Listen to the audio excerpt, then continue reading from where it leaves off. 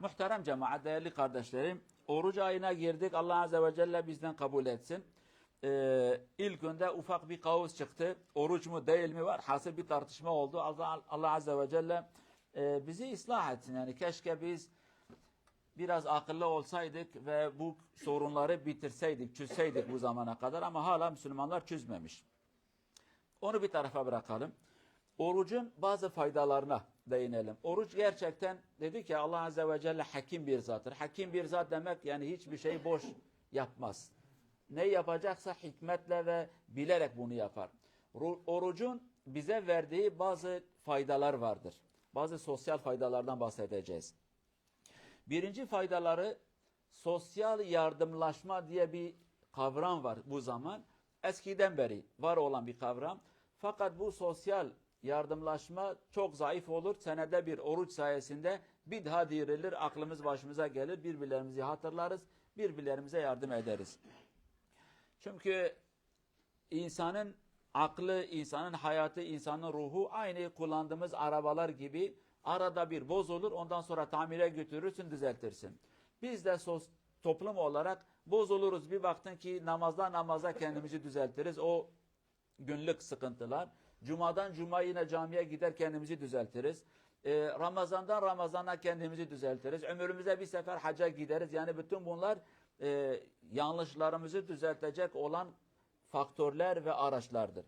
İşte oruç da o kavramlardan veya da o araçlardan birisi. Unuttuğumuz, ihmal ettiğimiz o sosyal dayanışmayı oruç sayesinde biz bir daha yapar, kendimizi düzeltiriz, birbirlerimize yardım ederiz, birbirlerimizi hatırlarız.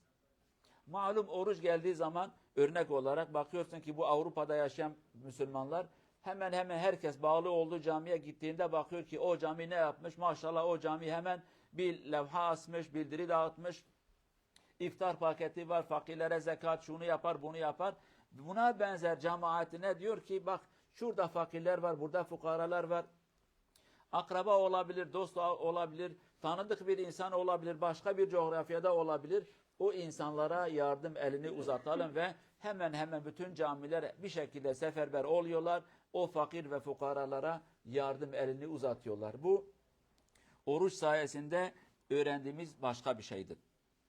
Aynı şekilde oruç sayesinde öğrendiğimiz başka bir şey vardır. Karşılıksız yardımlaşma ve el uzatma. İnsan bazen çok maddi olur. Menfaati olmadığı zaman yani tabiri caizse babasına bile selam vermez. Bazen o durumlar gelir. Hatta bazen o kadar kötü bir duruma düşeriz ki bir akraban sana telefon eder veya da sen ona telefon edersin. İnsanın kalbi çarpıyor. Acaba benden ne isteyecek? Acaba niye telefon etti? Ve sonunda adam diyor ki seni merak ettim, hal hatını sordum, derin bir nefes alıyoruz. Oh elhamdülillah benden para istemedi. Yoksa bu adam niye bana telefon edecek? O kadar maddi bir hayata bağlı olmuşuz ve o kadar maddi bir hayat olmuş. Ondan dolayı oruçta biz bir daha kendimize gelir ve diyoruz ki ya mübarek her şeyi karşılıksız olarak bekleme. Her şeyden bir menfaati bekleme. Sen Allah'tan bir şey bekle. Millete yapacağın iyilik, uzatacağın eli, bunu para karşılığında yapma. Sadece Allah rızası için yap ve bu güzel hisler bir daha dirilir. Mesela maalesef biz insanlar çok maddi olduğumuz zaman adam diyor ki ya ben bu adama selam vermeyeceğim. Niye vermiyorsun diyor, beklediğin bir menfaat yok. Beklediğin bir karşılık yok. Şu adamın ziyaretine niye gitmedin diyor, adamdan beklediğim bir şey yoktur. Ondan dolayı ben adamın ziyaretine gitmeyeceğim. Buna benzer çok menfaat ve çok karşılık bekleme, bütün bunlar menfaat beklemek ve menfaat olmadan iyilik yapmamak gerçekten insana aykırı ve insanın hayatına yakışmayan bir davranıştır. Ama Allah Azze ve Celle bu oruç sayesinde bir daha bizi düzeltir. Bize diyor ki bak kendi yoluna girin bakayım. Her şey menfaatla değildir. Allah Azze ve Celle seni yaratmış, bu kadar iyilikleri yapmış sana. Senden ne beklemiş? Senden hiç şey beklemez. Diyor ki kendini kurtar.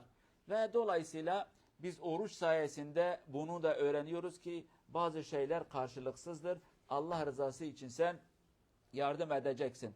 Bu duygu ve hisler gerçekten oruç sayesinde olur. Mesela camiler biraz önce dedik ya, kampanya başlatıyorlar, yardım ediyorlar.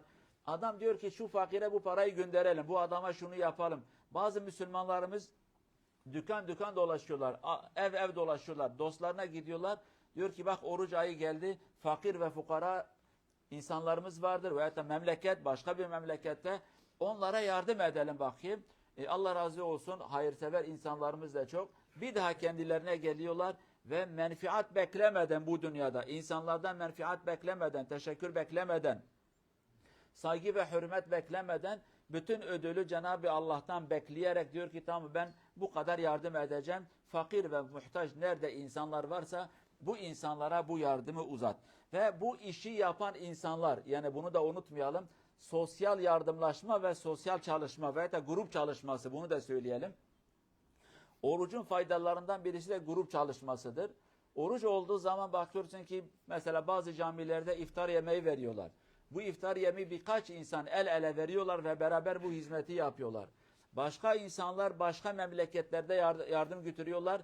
Fakat yine bir insanın işi değildir. Birçok insan yardımlaşarak, biri diyor ki ben arabayı getireceğim, biri diyor ki ben dükkanı tanıyorum, diğeri diyor ki ben size yol göstereceğim. Biri diyor ki ben eşyaları poşete koyacağım, diğeri diyor ki ben taşıyacağım. Bütün bu gönüllü kervanı bir kafile meydana çıkar ve yardımlaşma ve dayanışma olur. Biz Müslümanlar zaten bu grup olmadığı için biz kaybettik. Herkes kendini düşündüğü için biz kaybettik.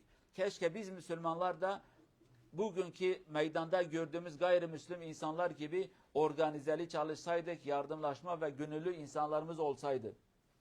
Maalesef şeytana hizmet eden, öyle söyleyelim, şeytana hizmet eden ve de Allah'a hizmet etmeyen insanlar, belki şeytana hizmet edi desek bazı insanlarımız kızacak. Herkes kendi inancına göre, yani kimi Allah'a, kimi de Allah adını söylemeden başka hedefler için, fakat Allah adı olmadıp da kendi menfaatleri için çalışan insanlar gerçekten büyük bir fedakarlık gösteriyorlar. Ama biz Müslümanlar biraz tembel olmuşuz. Artık kendimizi düşünürüz, çıkarlarımızı düşündük, menfaati düşündük. Benim çıkarım burada yok, benim menfaatım burada yok. Ve her şeyi de dünya menfaatine bağladığımız için birçok şeyi kaybettik. Halbuki bir Müslüman dünya menfaati onun için belki son hedef olmalı. İlk hedef Allah'ın rızası, Allah'ın yanındaki olan hazine ve bereketi almak için düşüncemiz bu olmalıydı.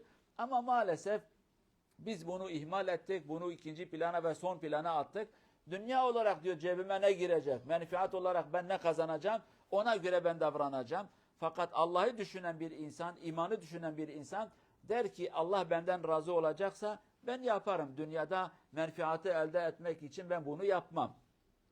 Çünkü dünya menfaati biter, ahiret menfaati kalıcıdır. Yani bir şey yaptın, dünyada adam sana para verdi, yedin yemedin öldün, para arkada kaldı. Fakat Allah Azze ve Celle sana ödülü verecekse, Allah'ın sana verdiği ödül ahirete kalıcıdır. O ödül sayesinde cennete girersin. Cennete gittiğin zaman da Allah Azze ve Celle demiyor ki kulum senin cennetteki süren bitti, seni çıkaracağım. Bu da yok. Seni daimi olarak o cennete gönderecektir. Cenab-ı Allah bu mübarek ayının bu güzel düşünceleri ve değerleri inşallah yanımıza diriltir ve bunları anlamayı inşallah bize nasip eder.